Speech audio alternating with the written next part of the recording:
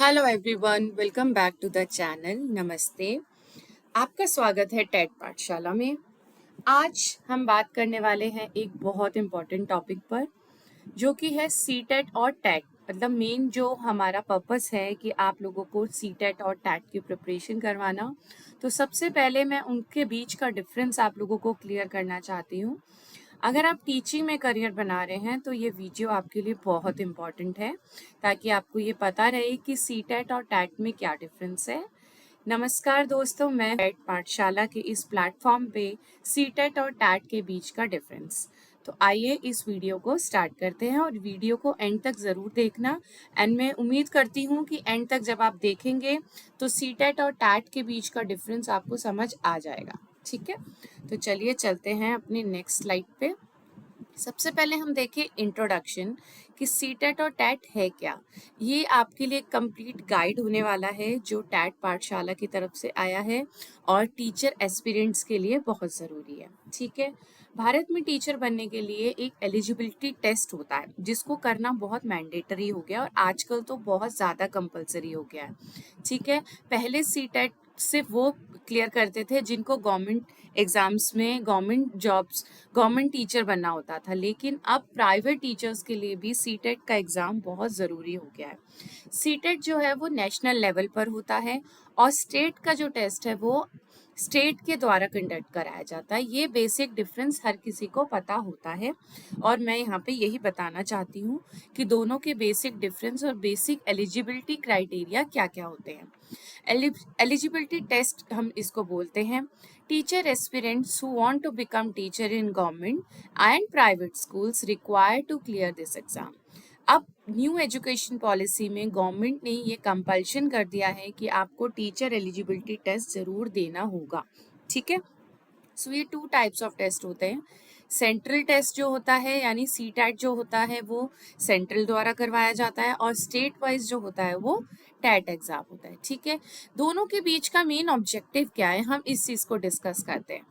Main objective जो होता है वो होता है कि सीटैट जो है वो लाइफ टाइम वैलिडिटी के लिए आपको मिलता है। ठीक है, वो मिलता है आपको लाइफ टाइम वैलिडिटी के लिए। ये होता है लाइफ टाइम वैलिडिटी के लिए।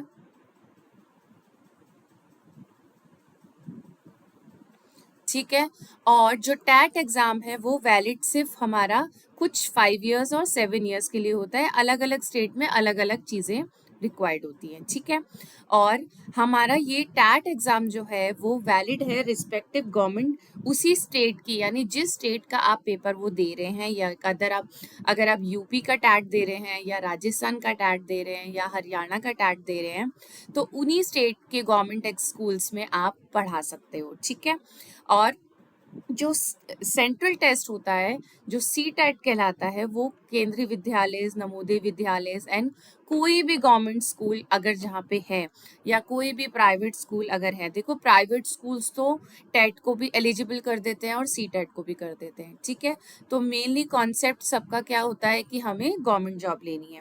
तो गवर्नमेंट जॉब में डिफरेंस ये है कि अगर हमें सी टेट देना है तो वो नेशनली हम किसी भी गवर्नमेंट स्कूल्स में अप्लाई कर सकते हैं, लेकिन अगर हमें टैट करना है तो हमें ये ध्यान में रखना होगा कि हम जिस स्टेट का टैट दे रहे हैं हम उसी स्टेट के लिए एलिजिबल हैं। ठीक है, सेंट्रल टेस्ट में क्या होता है, पेपर 1 और पेपर 2 आता है। पेपर 1 में आपकी एलिजिबिलिटी होती है क्लास 1 टू क्लास 5। ठीक है, और पेपर 2 में एलिजिबिलिटी होती है क्लास 6 टू क्लास 8। ओके, लेकिन जो टैट का एग्जाम होता है यानी स्टेट का जो होता है वो हर स्टेट का आपको अलग से सिलेबस देखना पड़ेगा। हर स्टेट का अलग अलग प्रोसेस होता है, हर स्टेट का अलग अलग पैटर्न आता है। ठीक है, वो बहुत डिफरेंट पैटर्न पे चलता है।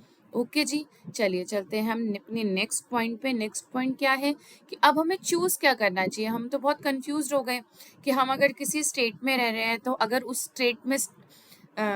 स्टेट में हमारे टैट एग्जाम होता ही नहीं है, अगर स्टेट बहुत बहुत दिनों में टैट एग्जाम्स करती है, बहुत सालों में करती है, तो हमें ज़्यादातर सी टैट देना चाहिए।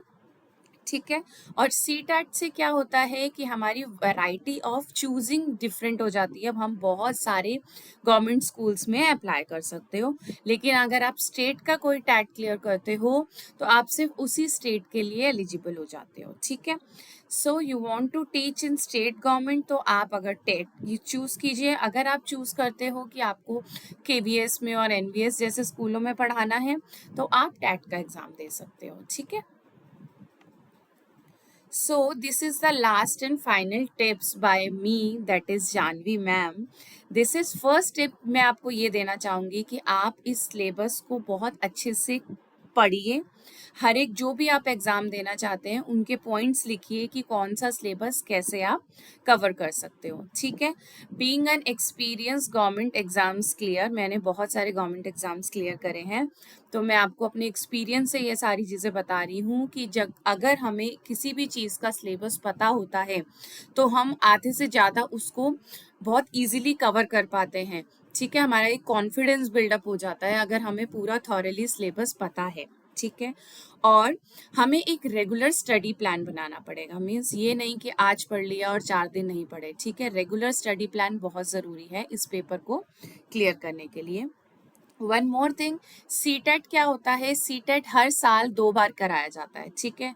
सो आपके लिए एवरी 6 मंथ्स एक चांसेस होते हैं कि आप उस एग्ज़ाम को क्लियर कर पाएँ। तो अपना स्टडी प्लान 6 मंथ्स के हिसाब से ही या 4 मंथ्स के हिसाब से ही प्लान कीजिएगा। तो और third point, that MCQs and previous years question, basic यानी प्रीवियस ईयर्स क्वेश्चन में ही एमसीक्यूज आपके कवर हो जाएंगे, ठीक है। तो प्रीवियस ईयर्स क्वेश्चन की प्रैक्टिस बहुत कीजिए क्योंकि बहुत सारे कॉन्सेप्ट सेम आते हैं, same previous years question repeat होते हैं, ठीक है। The fourth point is revise regularly. ज़रूरी नहीं है आपको बहुत सारा सिलेबस बहुत सारी बुक से कवर करना हो, आप कुछ प्रॉपर एक एक पॉइंट भी अगर सिलेबस का कवर करते हो, लेकिन उनको रेगुलरली रिवाइज करते रहिए, क्योंकि एक शॉर्ट नोट्स भी बनाते रहिए साथ साथ हर चैप्टर के, ठीक है।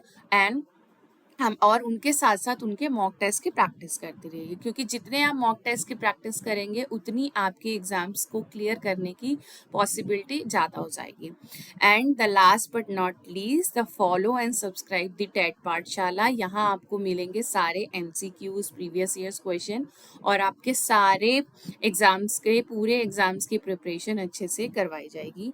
बेसिकली फोकस रहेगा सी टैट पे, और जैसे जैसे जो भी टैट स्टेट का आता रहेगा उसके हिसाब से हम उसकी प्रिपरेशन को जारी रखेंगे, ठीक है।